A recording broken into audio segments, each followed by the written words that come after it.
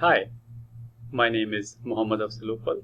I am the author of recently published book Moderate Fundamentalists, and the purpose of this video is to thank you for reading the book and to introduce you to a couple of resources that you may not be aware of and that you'll find helpful as you read the book.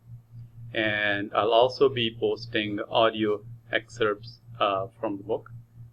So let's get started.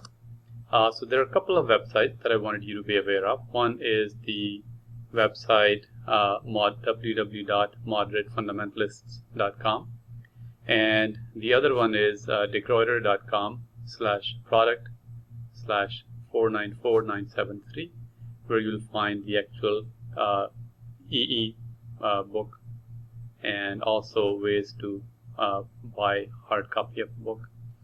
At the www.moderatefundamentalists.com, you'll find a number of resources that I've put together for you. So this is what the front page looks like, and if you click on resources, you'll get to this page, which divides up resources by the chapter. So if you, let's say you click on Introduction, Chapter 1, that'll take you to a number of resources where I talk about my family, and I also talk about different awards and stuff. So you'll see pictures of all of those things. Okay, so I hope you find all of this helpful, and until next time, bye-bye.